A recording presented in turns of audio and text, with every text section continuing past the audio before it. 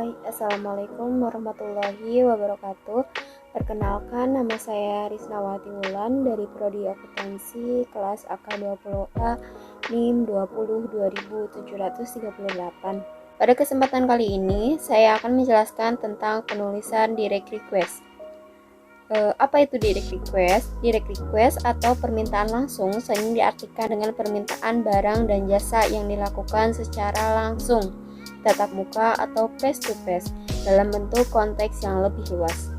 Direct request dapat diartikan sebagai suatu kegiatan yang dilakukan oleh seseorang atau organisasi kepada pihak lain untuk meminta berbagai informasi penting dengan segera dan dengan menggunakan berbagai media komunikasi yang ada termasuk di media elektronik.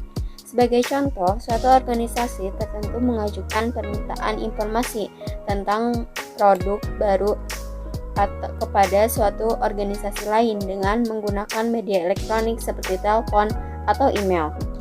Ketika audiens terkait dengan apa yang disampaikan atau paling tidak mau bekerja sama dengan komunikator, maka pesan-pesan bisnis sebaiknya disampaikan melalui pendekatan langsung atau disebut dengan direct request. Selanjutnya, pengorganisasian direct request. Pengorganisasian direct request mencakup yang pertama, yaitu pembukaan. Apa itu pembukaan? Pembukaan ialah aturan umum untuk bagian pertama dari suatu direct request, menulis yang tidak sekadar dipahami, tetapi juga untuk menghindari kesalahpahaman. Yang kedua adalah penjelasan rinci. Untuk menghindari kesalahpahaman yang kedua ada penjelasan rinci, agar penjelasan terhadap hasil perkembangan kata-kata pembukaan yang lebih lancar. Kita perlu membuat kalimat pertama di bagian tengahan surat yang kita buat dengan berorientasi kepada pemberian manfaat bagi pembaca. Yang ketiga yaitu penutup. Bagian penutup surat sebaiknya diisi dengan suatu permintaan, beberapa tanggapan khusus, lengkap dengan batas waktu dan ekspresi terhadap apresiasi atau pemberian goodwill untuk mempermudah pembaca. Cantumkan beberapa informasi penting seperti nomor telepon, jam kerja, dan petugas yang akan dihubungi.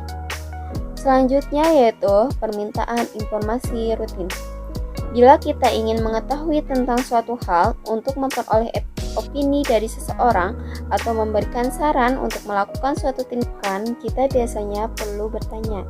Contoh permintaan secara sederhana adalah menanyakan apa yang dapat Anda kerjakan atau mengapa saya membuat permintaan. Permintaan informasi rutin terbagi menjadi dua, yaitu yang pertama yaitu permintaan di dalam organisasi. Permintaan di dalam organisasi ialah beberapa pesan permintaan dapat dibuat oleh atau lebih permanen dalam bentuk tertulis seperti memo. Yang kedua yaitu permintaan keluar organisasi. Sebagai seorang pelaku bisnis, tentunya kita perlu berkomunikasi dengan para pelanggan, pemasok, dan perusahaan lain untuk berbagai keperluan bisnis yang akan digunakan untuk memperoleh informasi. Selanjutnya ada contoh surat pengaduan. Bagaimana menulis direct request untuk pengaduan? Yaitu jika tidak puas terhadap produk jasa atau kebijakan perusahaan, kita perlu mengadukan masalah atau keluhan yang kita hadapi kepada orang-orang yang sangat berkompeten sesegera mungkin. Surat pengaduan dan surat penyesuaian yang berkaitan dengan ketidakpuasan konsumen terhadap produk atau jasa bagi kebanyakan orang adalah kata-kata yang kurang menyenangkan. Yang kedua, istilah tersebut penting. Artinya, bagi manajer suatu organisasi perusahaan, dengan kata lain ia berkaitan erat dengan masalah kepuasan pelanggan dalam surat direct request. Kita mungkin dapat meminta salah satu dari berikut ini, yaitu pengembalian barang yang sudah dibeli. Yang kedua, meminta pengiriman barang yang baru sesuai yang dipesan. Yang ketiga, pengganti sebagai atau seluruh bagian rusak. Dan yang keempat, perbaikan gratis. Selanjutnya, kita lihat contoh surat undangan. Cara penulisan surat undangan yang biasanya menggunakan pendekatan langsung. Dalam hal ini, pendekatan langsung mencakup 3, yaitu ide pokok. Ide pokok dalam paragraf undangan. Dan selanjutnya diikuti penjelasan yang lebih rinci. tentang ide pokok di awal surat tersebut. Berikutnya diakhiri dengan penutup. Penutup yang berisi suatu harapan atau tindakan yang diinginkan dan ucapan terima kasih.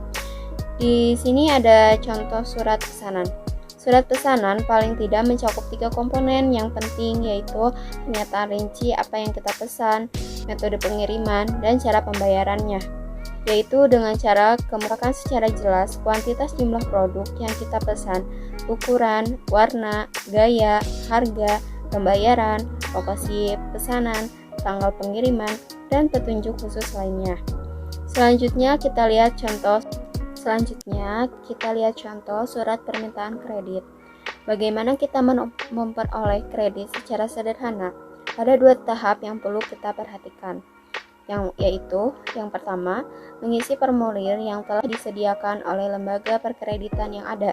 Yang kedua, mengirimkan berbagai data pendukung penting yang diperlukan dalam proses memperoleh kredit tersebut.